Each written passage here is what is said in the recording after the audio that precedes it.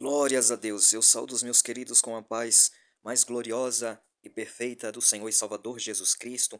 Eu gostaria de estar trazendo uma palavra para o teu e o meu coração, uma palavra aqui da parte do Senhor no livro de Gênesis, capítulo 1, no seu versículo 6 a seguir, o segundo dia da criação.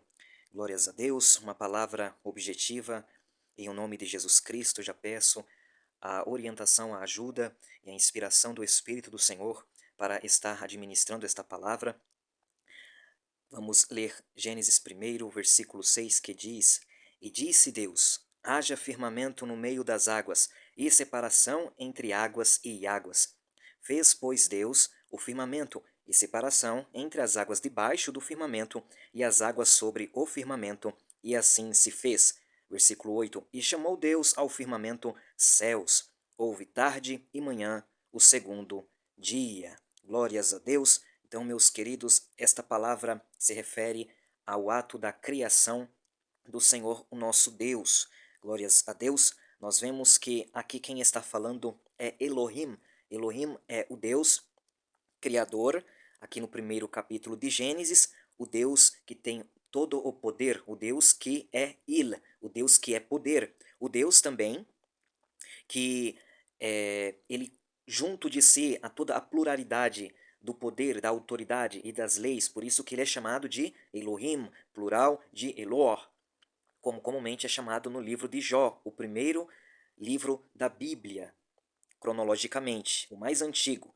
Então nós vemos aqui que na criação, Deus, Elohim, ele criou os céus e a terra. A terra era sem forma e vazia, e o Espírito do Senhor pairava sobre a face das águas.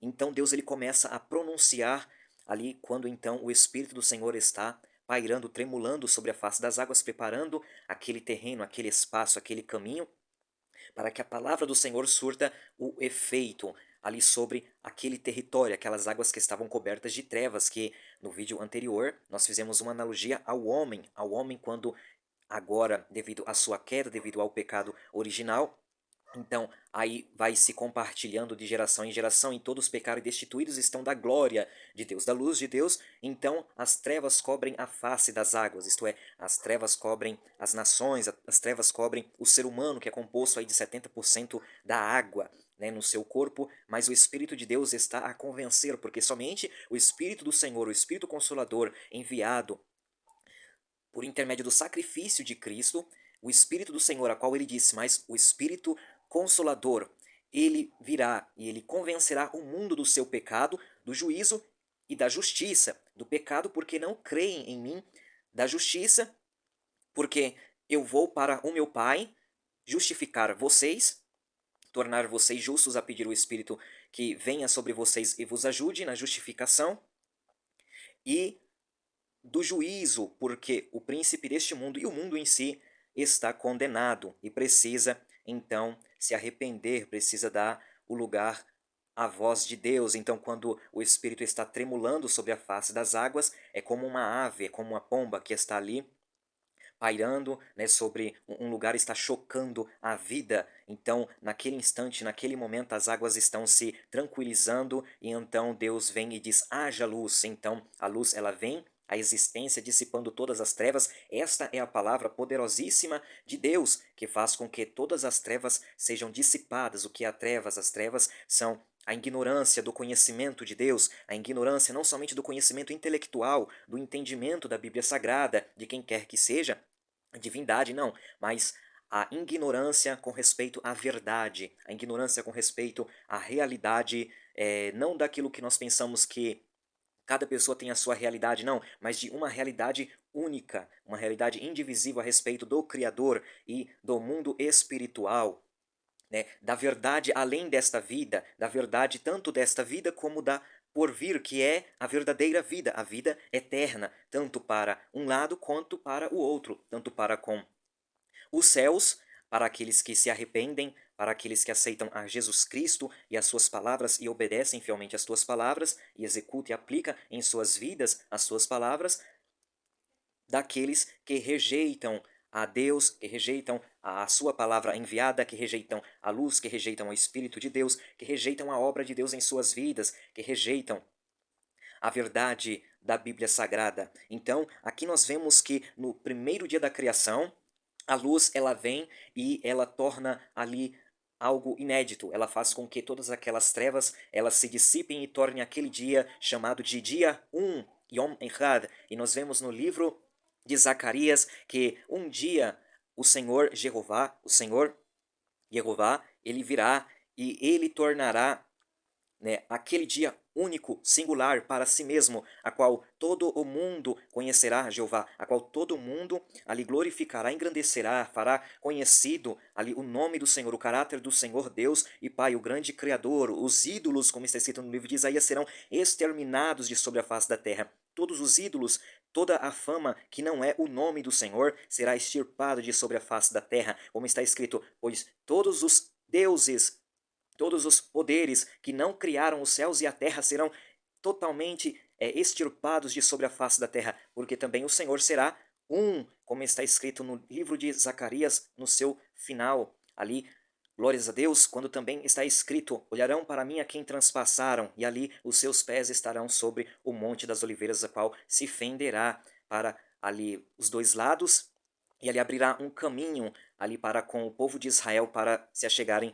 ao rei Messias, que vem das nuvens, conforme está escrito no livro do profeta Daniel, no seu capítulo 2. Então nós compreendemos que aqui no segundo dia da criação, quando então Deus ele diz: haja um firmamento, haja uma separação ali no meio das águas. Então primeiro Deus ele cria um firmamento, uma expansão sobre a face dos céus, e então aquelas águas das quais eram primordiais, as quais ele havia criado por intermédio da sua palavra, e agora ele trouxe a sua luz, haja luz, então as trevas se dissipou, agora ele vai fazer uma expansão, um espaço no céu, um firmamento nos céus, acima daquelas águas da terra, e ele vai ali tornar águas em cima daquele firmamento, das águas que estão debaixo daquele firmamento, e assim aconteceu. Então ele chama aquele firmamento, aquela expansão, aquela coisa expandida sobre a face ali daquelas águas de baixo, na terra, de céus. Então a água sobre aquela expansão e também a água sobre a face da terra, significando que há águas sobre os céus e que há água sobre a terra. Isso aqui já é uma separação. O número 2, como está escrito, o segundo dia se refere à dualidade da criação, porém o Criador ele é um, ele é singular, não há uma dualidade aí, somente em toda a criação há uma dualidade. E aqui há as águas que estão sobre o firmamento e as águas que estão sobre a terra. O que nós podemos compreender é que Deus ele criou os céus, Deus ele criou a terra e que tudo o que existe agora, nesta dualidade, há algo muito superior, há algo muito melhor sobre os céus. Nós podemos compreender, por exemplo, no sentido até mesmo antes do dilúvio, que a vida era muito mais abundante, que a vida era muito melhor até o dilúvio aqui sobre a face da terra, no sentido das pessoas ter longevidade de vida, né, de ter uma saúde muito melhor, e isto também se refere ao fato, né, daquela muitas águas que estavam sobre a face dos céus, das quais quando Deus então abre as comportas dos céus e aquelas águas elas descem ali e também sobem do abismo, trazendo, né, a grande enchente do dilúvio. Então, aquelas águas se referem ao juízo de Deus. Porém, eu quero chamar a atenção de vocês, a palavra do Senhor ela chama a nossa atenção para que aqui, conforme todos os dias da criação é dito, e viu Deus que isto era bom em todos os dias, mas no segundo dia da criação não é dito, e viu Deus que isto era bom.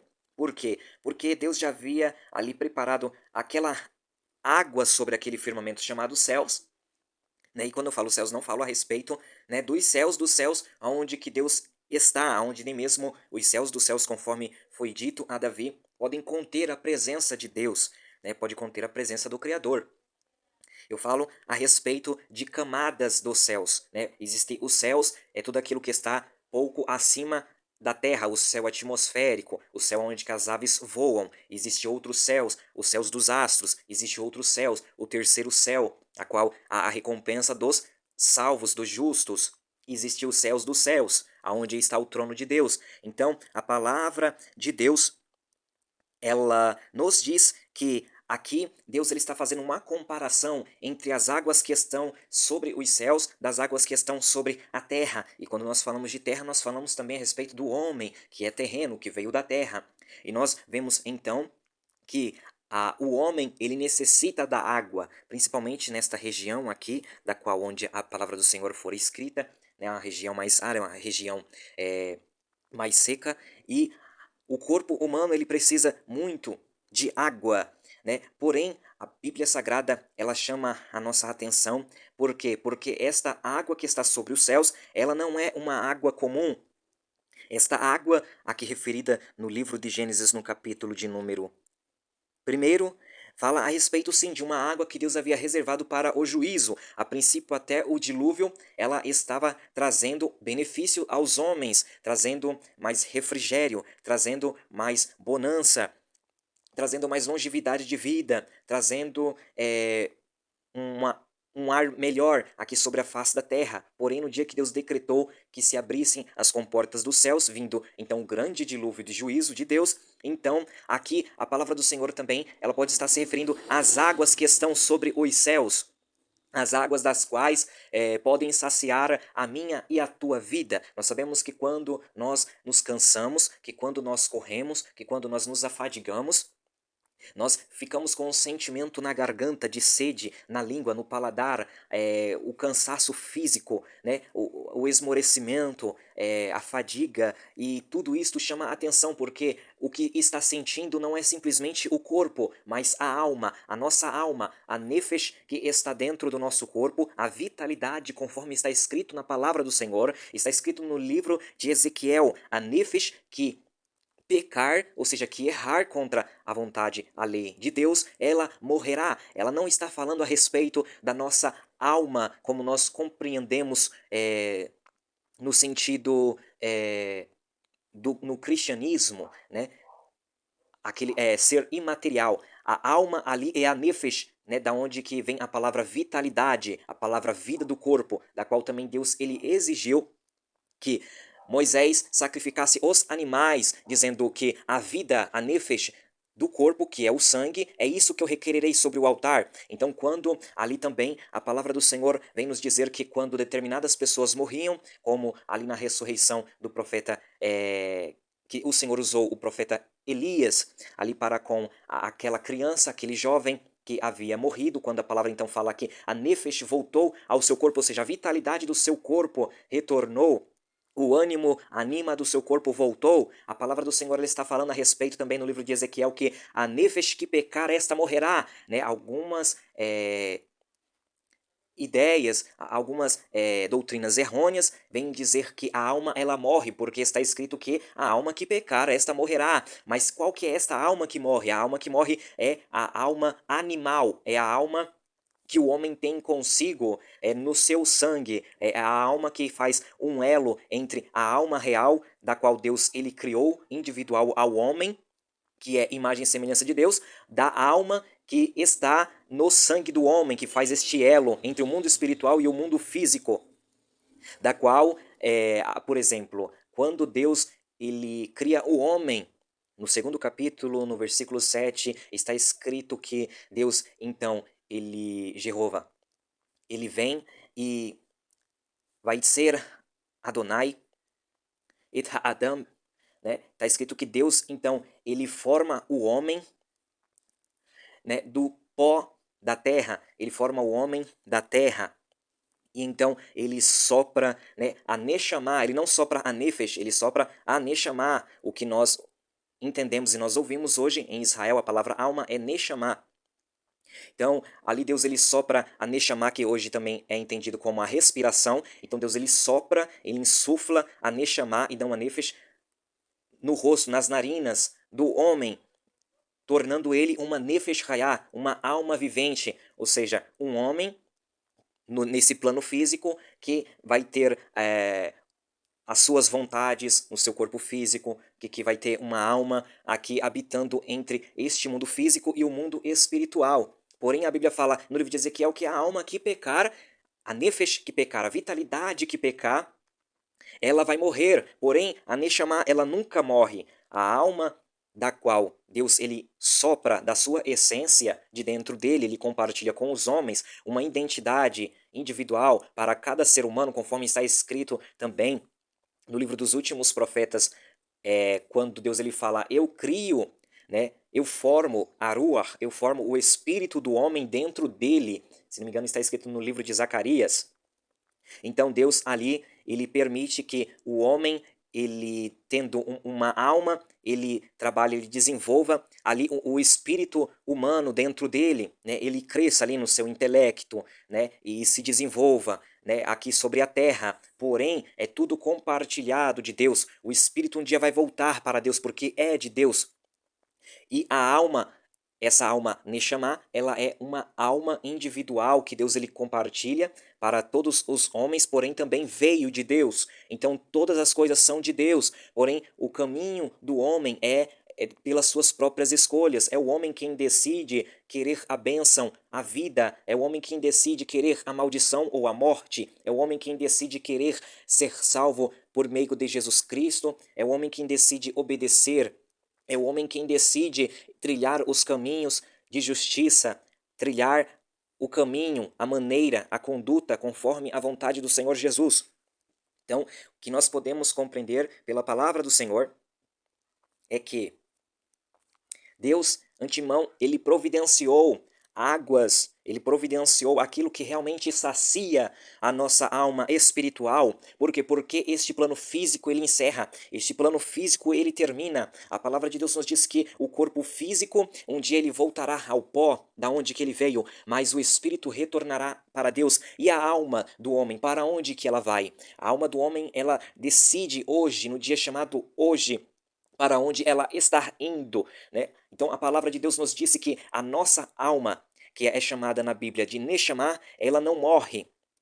Mas a alma chamada de Nefesh, ela morre porque ela peca. Então, se a alma que pecar, ela morre, a vitalidade do corpo, ela vai morrer. O salário do pecado é a morte espiritual. Porém, a Bíblia fala que a Neshama, ela não morre. Então, a palavra do Senhor, ela está dizendo que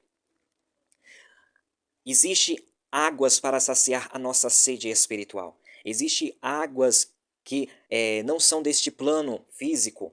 Águas que, independentemente das nossas dificuldades, das nossas lutas, das nossas provações, dos desertos aqui nesta vida, a palavra do Senhor, ela é também comparado a águas, a estas águas espirituais, estas águas que vêm do Senhor Criador, que antemão providenciou para saciar a nossa sede espiritual, para saciar a nossa sede da nossa alma.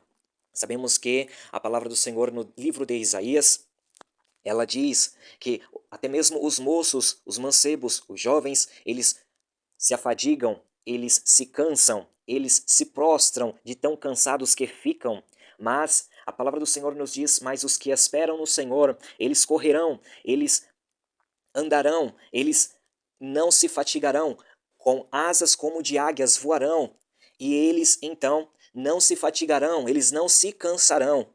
Então, esta é a herança daqueles que creem no Senhor, conforme está escrito. Então, nós podemos compreender que há uma providência divina para aqueles que creem no Senhor. Há uma providência divina para aqueles que estão cansados, para aqueles que estão fadigados, conforme está escrito. Jesus ele disse no último dia da festa, quando ele adentrou ali no último dia da festa dos tabernáculos em Jerusalém, no templo, conforme estava escrito, aonde que os sacerdotes pegavam as águas do tanque, vinham e fazia um rito cerimonial, jogando aquelas águas ali a partir, né, das escadas do templo para fora, simbolizando ali as águas e a vida, né, que sai de dentro do templo. Então, quando a palavra do Senhor nos diz que Jesus Cristo, ele tomando aquela ocasião no último dia daquela festa, quando também os sacerdotes, quando eles cumprindo o que estava escrito no livro de Isaías, dizendo, olha, com alegria, vocês então tirarão águas da Yeshua, vocês tirarão águas da salvação.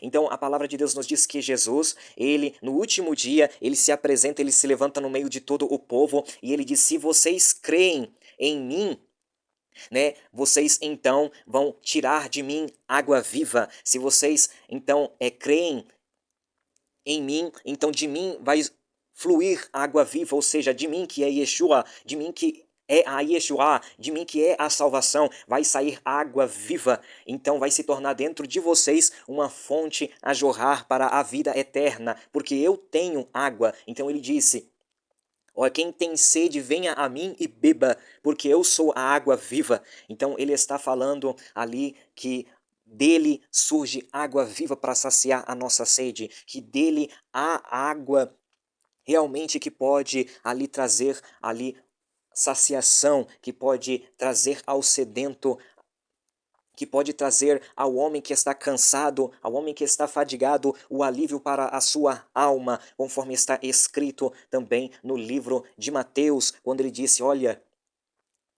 aquele que está cansado, aquele que está afadigado, aquele que está sobrecarregado, né, tome sobre você o meu fardo e o meu jugo, porque o meu jugo e o meu fardo é leve e suave, e vocês vão encontrar satisfação, vocês vão encontrar alívio para a vossa alma. Então é em Jesus, é na pessoa do Cristo, é na pessoa do Messias, é na pessoa do Filho de Deus, é na pessoa que criou os céus e a terra e mantém tudo pela palavra do seu poder, é na pessoa do grande rei, é na pessoa daquele que há de vir com poder e glória dominar os céus e a terra, logo em breve, e colocará tudo debaixo dos teus pés, para fazer com que tudo seja perfeito, conforme ele criou desde o princípio. Porque a ele a honra, porque a ele a glória, porque a ele seja dado todo o elogio. A palavra do Senhor, ela está se referindo, então, aqui a uma separação. Por quê? Porque as águas de baixo, as águas que estão sobre a terra, estas águas, elas também podem simbolizar a água que o homem pode dar ao outro. A água comum, a água que a pessoa bebe e volta a ter sede, a água que pode tanto saciar momentaneamente, mas tornar a pessoa a ter sede, como também palavras que são como ribeiros, palavras dos homens são como ribeiros de águas que jorram aqui na terra, ou seja, são as filosofias, são as crenças humanas que muitas das vezes fazem com que por um momento, o momentâneo, faça com que aquela pessoa, ela acreditando, ela seja enganada pelo seu ego, ela seja iludibriada ali por aquela crença, por aquela filosofia, porque massageia o seu ego, porque traz uma falsa ou pseudo satisfação para o momento em que ela esteja vivendo, por meio de algo que possa ali satisfazer a sua psique, por palavras de autoajuda psicológicas, por palavras que não estão firmadas na pessoa de Jesus Cristo, o qual é a vida verdadeira.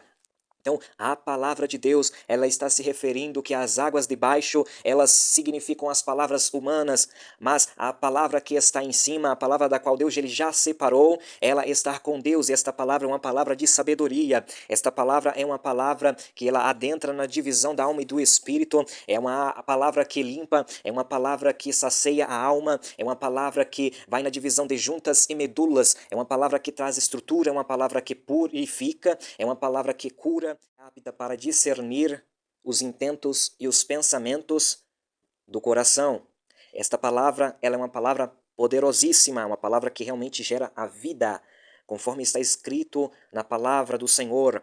E é justamente estas águas, estas palavras de vida eterna que fazem com que o homem viva, como está escrito quando ali o Senhor Jesus, ele é tentado. Então, ali Satanás fala: olha, você agora, você tem poder. Olha, agora você jejuou. Olha, agora você certamente tem poder, é o Filho de Deus. Tem em si o poder, né, de ser Filho de Deus. Então, por que você não transforma estas pedras em pães? Então, Jesus vem e responde a Satanás, conforme está escrito no livro da lei: nem só de pão viverá o homem, mas de toda a palavra que sai da boca de Deus. E a palavra de Deus é água viva, a palavra de Deus é vida eterna, a palavra de Deus também, como está escrito As palavras que vos tenho dito são espírito e vida vindas de Deus. Então a palavra de Deus, ela traz vida. A palavra de Deus, ela sacia a nossa sede. A palavra de Deus, ela sacia também a nossa fome. A palavra de Deus, ela nos alimenta espiritualmente.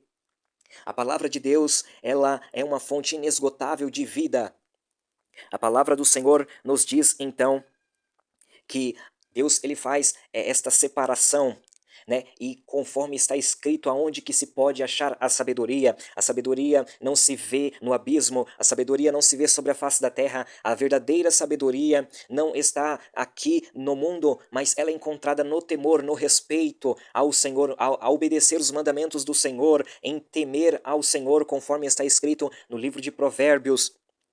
A sabedoria verdadeira está com o Senhor. Então, diz a palavra do Senhor que Jesus, ele vindo como a palavra do Senhor, cumprindo a palavra do Senhor, ali voltando ao seu Pai, por quê? Porque a palavra que sai da boca de Deus, ela não voltará para ele vazia, mas ela irá e fará conforme o que lhe foi prometido. Ela irá e voltará para ele conforme aquilo que ele determinou que fosse executado. Aí então Jesus, cumprindo com a palavra do Senhor, ele voltou ao seio do Pai, e então ele enviou ali o resultado do seu sacrifício, ele enviou o Espírito Consolador, o Espírito do Senhor, o Espírito do Santo, a qual nos diz no livro de Jeremias, capítulo de número 17, versículo de número 13. Quando Jeremias ele fala, Mikvê Israel Adonai, isto é, Adonai, o Senhor Jeová, o Senhor Pai, o Senhor Filho, o Senhor Espírito Santo, ele é o Mikvê, ele é ali traduzido como esperança de Israel. Ele só que a palavra mikvê não é bem esperança. A palavra mikvê ali é um tanque de água, ou seja, é justamente aonde que acontece o batismo, é justamente aonde Israel vai ser batizado, o povo de Deus espiritualmente também vai ser batizado nas águas do Espírito Santo, aonde vai estar mergulhado nas águas da vida, nas águas da purificação. Então, quando nós lemos em Jeremias capítulo 17, versículo 13, quando fala Jeová, ó esperança de Israel, ali ele está falando Jeová, ele é o Deus das águas vivas, Jeová é o Deus que dá vida eterna, Jeová é o Deus que sacia a sede, Jeová é o Deus que alimenta a nossa alma, Jeová é aquele que batiza, que imerge nós em águas de vida. Jeová é um Deus poderoso, Jeová é o Deus criador, Jeová é o Deus que é digno de honra, Jeová é o Deus que é digno de glória, Jeová Pai, Jeová Filho e Jeová Espírito Santo. Então, nós compreendemos aqui que a palavra do Senhor, ela faz esta ligação entre as águas de cima com as águas de baixo. Faz esta comparação entre as águas do Espírito de Deus, que também o Espírito do Senhor, Aruach, o Espírito do Senhor prometido que seria derramado nos últimos dias. Os últimos dias é desde quando Cristo veio. Este Espírito ele é comparado com águas vivas.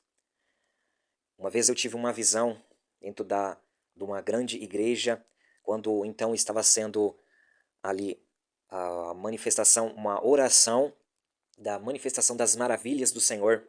E quando nós estávamos orando, naquele exato momento em que eu fechei os meus olhos e então eu vi como um ser, parecendo um ser humano.